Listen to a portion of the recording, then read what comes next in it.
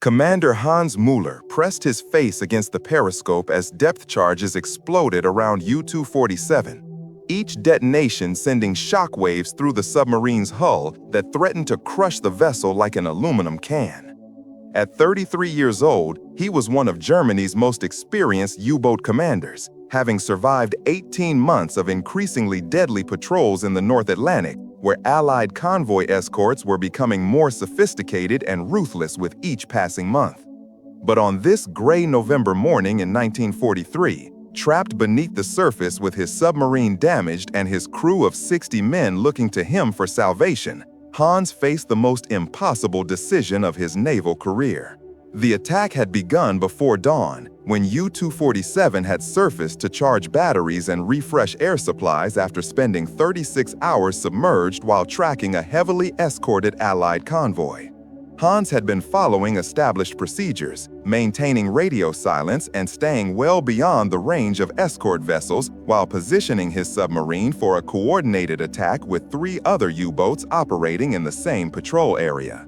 The convoy represented a valuable target, 40 merchant vessels carrying desperately needed supplies to Britain and the Soviet Union. But Allied naval intelligence had grown increasingly effective at predicting German U-boat operations, and the convoy's escort group had been reinforced specifically to counter the expected submarine threat. When U-247 surfaced that morning, she immediately came under attack from a coordinated force that included destroyers, corvettes, and long-range aircraft equipped with the latest detection equipment and depth-charge technology. Hans had crash-dived his submarine within seconds of the first alarm, but not before Allied aircraft had established precise coordinates for his position. The escort vessels had immediately deployed in a coordinated search pattern, using sonar equipment and systematic depth-charge attacks to locate and destroy the submerged U-boat. For the past 4 hours, U-247 had been subjected to the most intensive anti-submarine attack Hans had ever experienced. The damage to his submarine was mounting with each depth-charge explosion. The hull had developed several minor leaks that were slowly flooding the forward compartments. The electrical systems were suffering from repeated shock damage, and the air purification equipment was operating at reduced efficiency. Most critically, the submarine's ballast tank system had been damaged, making it increasingly difficult to control buoyancy and maintain proper depth during evasive maneuvers. Hans's crew consisted of experienced submariners who had served together for over a year, developing the tight coordination and mutual trust essential for underwater warfare. His executive officer, Lieutenant Friedrich Weber, had been his second-in-command on 6 previous patrols and understood Hans's tactical thinking almost instinctively. Chief Petty Officer Gustav Richter managed the submarine's mechanical systems with expertise gained through 15 years of naval service, while the younger crew members had proven their competence and courage during previous combat operations. What would you do if you were responsible for 60 lives while trapped underwater by superior enemy forces? The tactical situation was becoming increasingly desperate as Allied escort vessels tightened their search pattern around U-247's estimated position. Hans could hear the distinctive sound of multiple ships' propellers through the submarine's hydrophone system, indicating that at least 6 escort vessels were participating in the coordinated attack. The systematic nature of their search pattern suggested that Allied commanders were confident about his submarine's general location and were prepared to continue the attack until they achieved definitive results. Hans's options were severely limited by his submarine's damaged condition and the intensity of Allied anti-submarine efforts. Attempting to escape at periscope depth would expose U-247 to immediate attack by aircraft and surface vessels that were maintaining constant surveillance over the entire area. Staying submerged at current depth would eventually result in complete battery exhaustion and catastrophic loss of life support systems. But attempting to surface would almost certainly result in immediate destruction by overwhelmingly superior enemy forces. The psychological pressure on Hans and his crew was enormous. They could hear every depth charge explosion, feel every shock wave that threatened to crack their submarine's pressure hull, and understand that each passing hour reduced their chances of survival. The air inside the submarine was becoming increasingly foul as carbon dioxide levels rose and oxygen supplies diminished, while the temperature was dropping as electrical power was diverted to essential systems only. Lieutenant Weber approached Hans with a tactical assessment that confirmed what both officers already understood. U-247 was trapped in a situation that offered no conventional escape options. The Allied escort forces had established a comprehensive search grade that would detect any attempt to move to a different area, while the submarine's damaged condition made it impossible to remain submerged much longer without risking complete mechanical failure. "Commander," Weber said quietly, "we have perhaps 2 hours of battery power remaining if we maintain current electrical load. The air purification system is operating at 60% efficiency, and we're taking on water faster than the pumps can handle. If we don't surface soon, we'll be forced to surface later under even worse conditions." Hans understood the tactical mathematics of their situation, but he also recognized that surfacing would likely result in the deaths of all 60 crew members. Allied escort vessels had standing orders to destroy German submarines on site, and U-247's damaged condition would make it impossible to defend against multiple attacking ships. Surrendering might save some lives, but it would also mean the loss of his submarine and the end of his crew's contribution to Germany's war effort. The decision Hans faced transcended simple military tactics. As commander, he was responsible not just for completing his assigned mission, but for the lives and welfare of 60 young German sailors who had volunteered for submarine service, knowing the extraordinary risks involved. Many of his crew members had families at home who depended on them for support, while others were barely 18 years old and had barely begun their adult lives.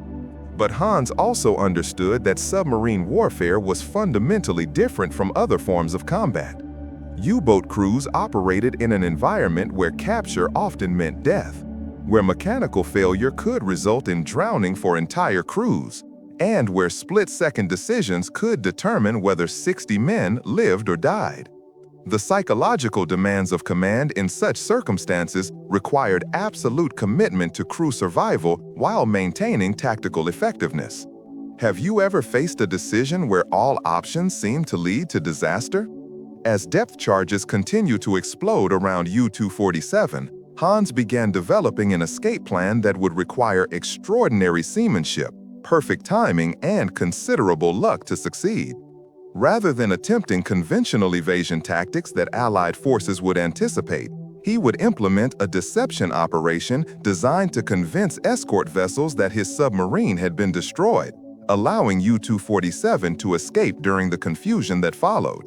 The plan required Hans to simulate the destruction of his submarine by releasing debris and oil that would create the appearance of a successful depth charge attack. He would use the submarine's emergency ballast system to rapidly change depth while releasing materials that would float to the surface and convince Allied observers that U-247 had been sunk. During the confusion that followed, he would attempt to escape using minimal electrical power and complete sound discipline.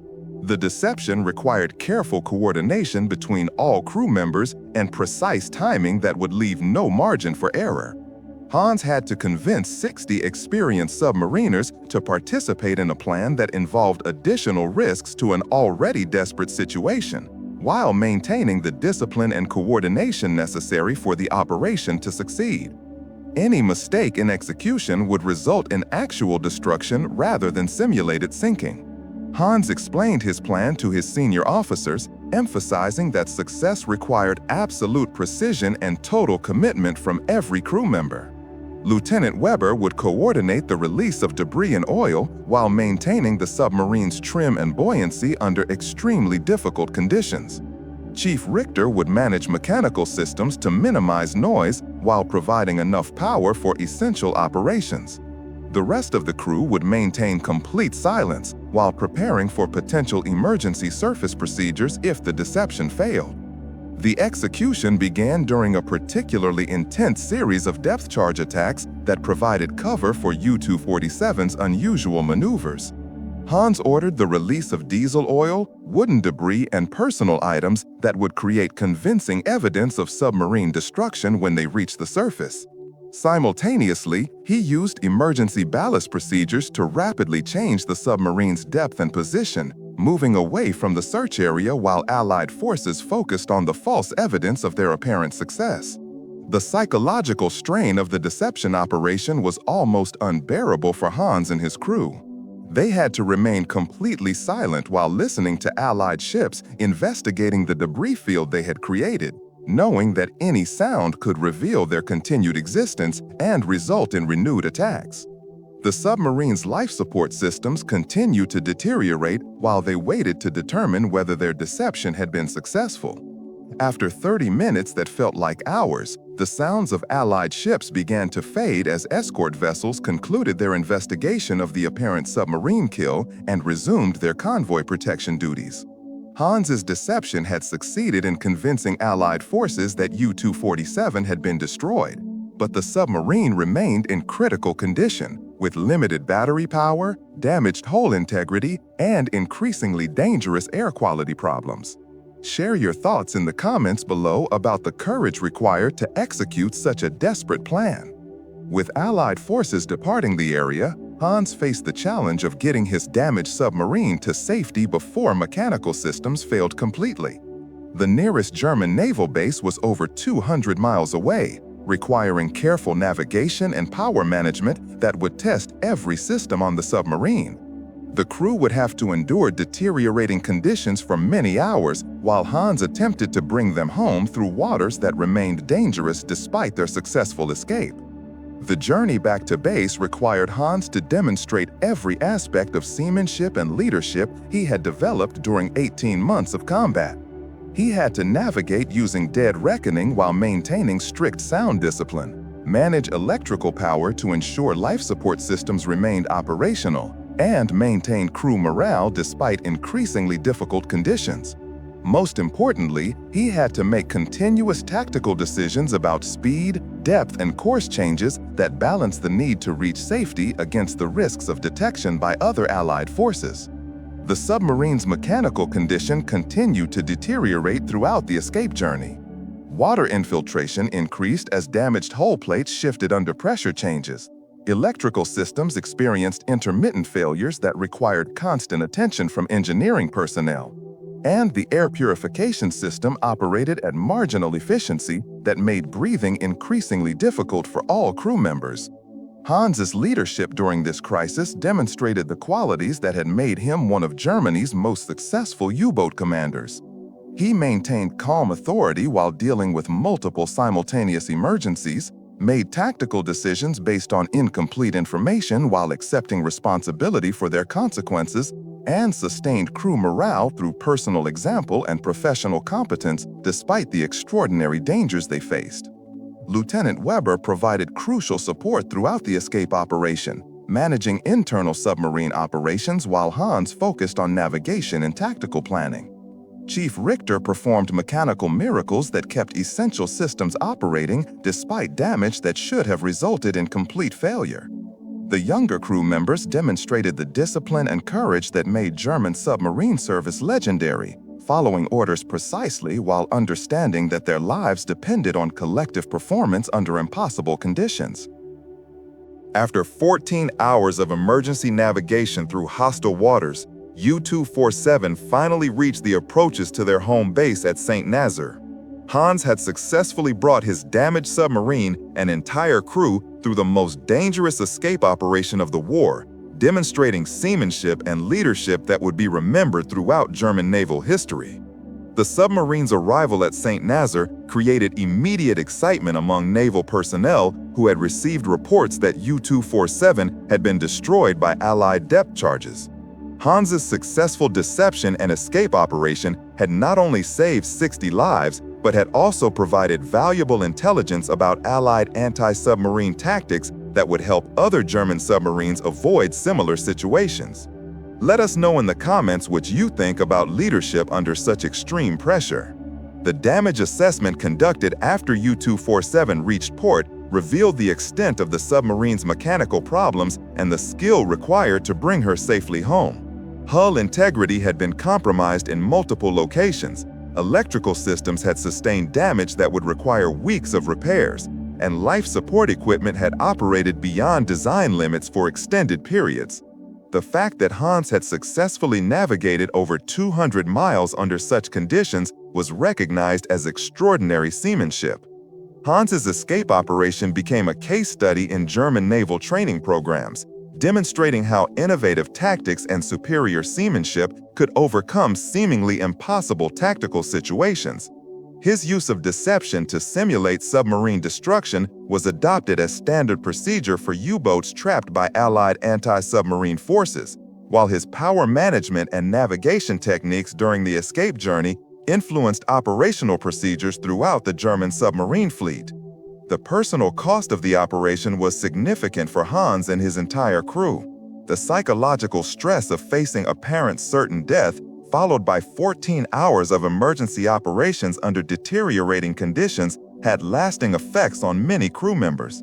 Several sailors required extended medical treatment for stress-related conditions, while others struggled with anxiety about returning to combat operations. But the operation also created extraordinary bonds between crew members who had survived the ultimate test of submarine warfare together.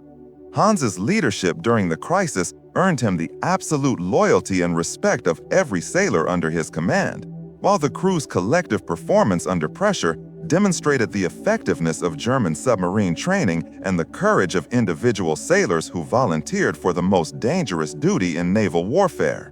Hans continued commanding U-247 for 3 more patrols before the submarine was finally lost to Allied action in March 1944. During the final phases of the Battle of the Atlantic, when German submarine losses were reaching unsustainable levels, he and his entire crew were listed as missing in action, their ultimate fate never determined despite extensive post-war investigations by naval historians.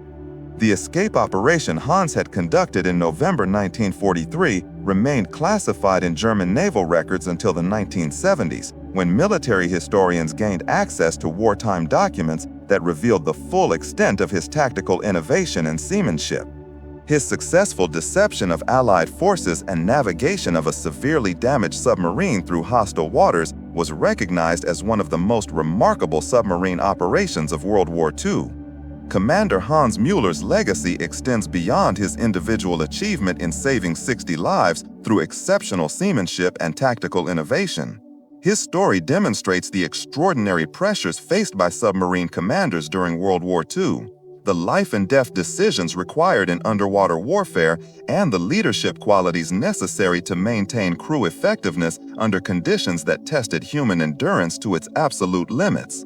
The tactical procedures Hans developed during his escape operation influenced submarine doctrine for decades after the war ended, proving that individual innovation and courage could create new possibilities even in seemingly hopeless situations. His example continues to inspire naval officers who face similar challenges in modern submarine operations, demonstrating that leadership, seamanship, and tactical creativity remain essential elements of maritime warfare. Today, a memorial at the German Naval War Memorial in Laboe commemorates Hans Mueller and the crew of U-247, honoring their service and sacrifice during one of history's most dangerous military assignments. The inscription recognizes their courage and professional competence while acknowledging the human cost of submarine warfare for all nations involved in the conflict. Commander Hans Mueller's impossible escape proves that individual leadership and collective courage can overcome seemingly insurmountable obstacles when lives depend on professional excellence under extreme pressure. His story reminds us that heroism often takes the form of quiet confidence rather than dramatic gestures, and that the most important victories are simply bringing everyone home alive against overwhelming odds.